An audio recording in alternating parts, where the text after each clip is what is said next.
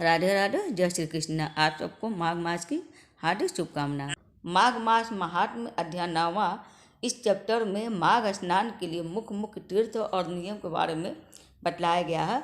राजा दिलीप ने पूछा कि मुने आप इक्ष्वाकु वंश के गुरु और महात्मा, आपको नमस्कार। माघ स्नान में संलग्न रहने वाले पुरुषों के लिए कौन कौन से मुख्य तीर्थ है, उनका विस्तार के साथ वर्णन कीजिए, मैं सुनना चाहता हूँ।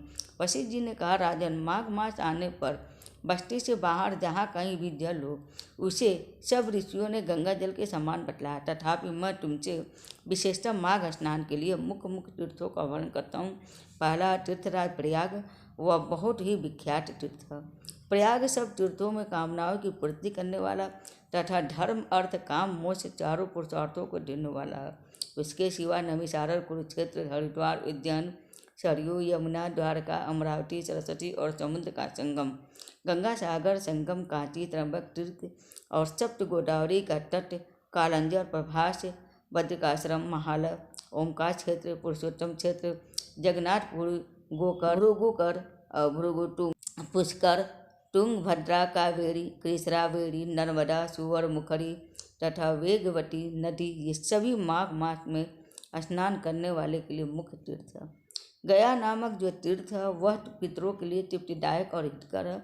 ये भूमि पर विराजमान तीर्थ हैं जिनका मैंने तुमसे वर्णन किया है। राजन, अब मानस तीर्थ बतलाता हूँ, सुनो। उनमें भली भांति स्नान करने से मनुष्य परम गति को प्राप्त होता है। सत्य तीर्थ, क्षमा तीर्थ, इंद्रिय निग्रह तीर्थ और सर्वभूत दया तीर्थ, आर्जव सरलता तीर्थ, दान तीर्थ, दम मनोनिग्रह तीर्थ, संतोष तीर्थ, ब्रह्मचर्य तीर्थ, नियम तीर्थ, मंत्र जप तीर्थ और प्रिय भाषा तीर्थ, ज्ञान तीर्थ, धैर्य तीर्थ, अहिंसा तीर्थ, आत्म तीर्थ, ध्यान तीर्थ और श्री स्मरण तीर्थ, ये सभी मानस तीर्थ हैं। मन की शुद्धि सब तीर्थों से उत्तम तीर्थ है। शरीर से जल में डुबकी लगा लेना ही स्नान नहीं कहलाता है। जिसने मन और इंद्रियों के संयम में स्नान किया है वह वास्तव में उसी का स्नान सफल है, क्योंकि वह पवित्र एवं स्नेह युक्त चित्त वाला है। जो लोभी, चुगलखोर, क्रूर, दम्भी और विषय लोलुप है, वह संपूर्ण तीर्थों में स्नान करके भी पापी और मलिन ही बना रहता। केवल शरीर ही मैल छुड़ाने से मनुष्य निर्मल नहीं होता, मन की मैल धुलने पर ही वह अत्यंत निर्मल होता है। जलचर जीव जल में ही जन्म लेते हैं और उसी में मर जाते हैं, किंतु इससे वे स्वर्ग में नहीं जाते, क्योंकि उनके मन की मैल नहीं धुली रहती है।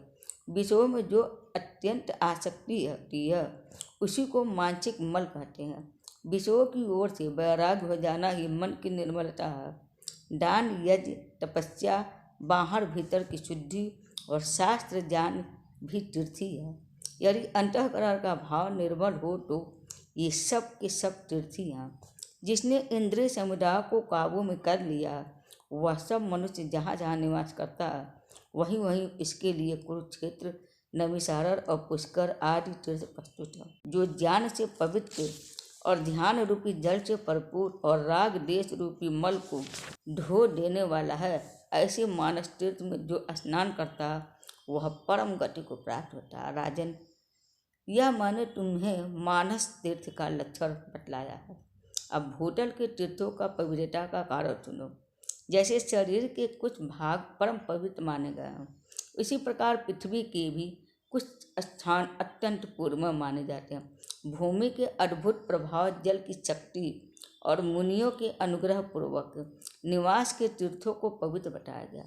इसलिए भौम और मानस सभी तीर्थों में जो नित्य स्नान करता है वह परम गति को प्राप्त होता है।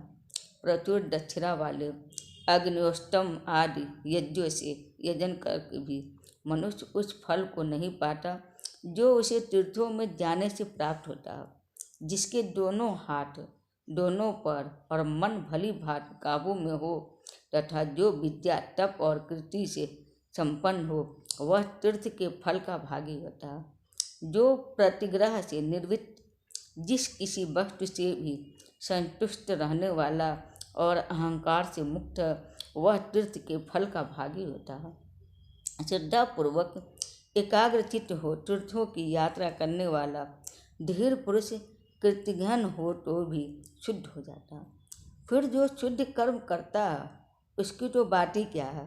वह मनुष्य पशु पंछियों की योनि में नहीं पड़ता, बुरे देश में जन्म नहीं लेता, दुख का भागी नहीं होता, स्वर्ग लोक में जाता और मोक्ष का उपाय भी प्राप्त कर लेता है।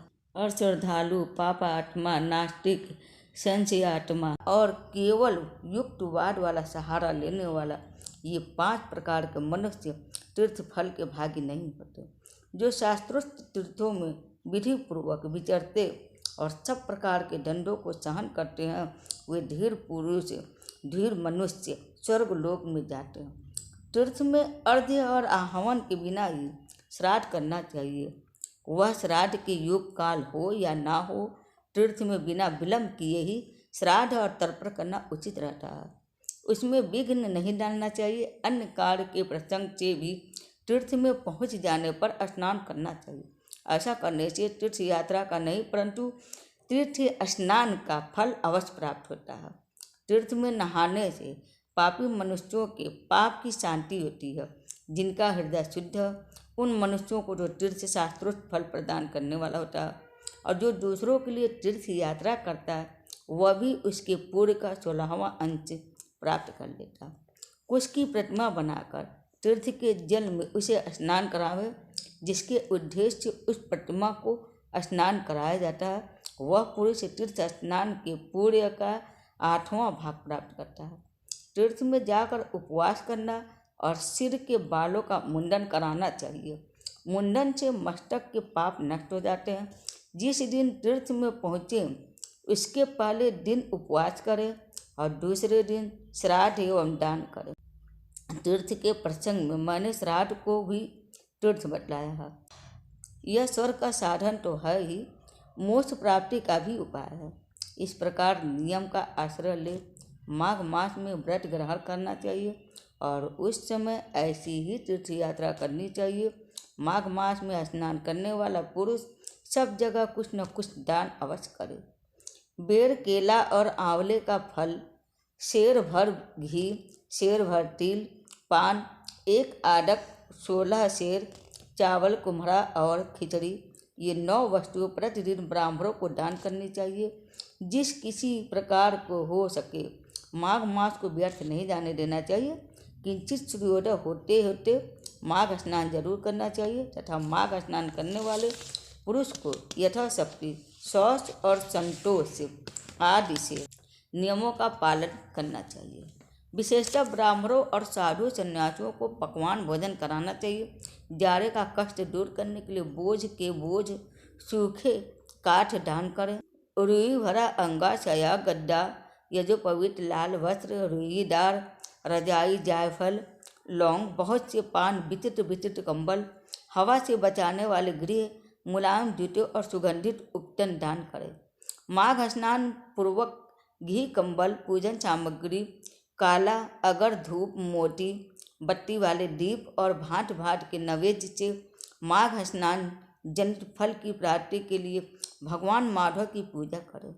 माघ मास में डुबकी लगाने से सारे दोष नष्ट हो जाते हैं और अनेकों जन्मे के उपार्जित संपूर्ण महापाप तत्काल विलीन हो जाते हैं।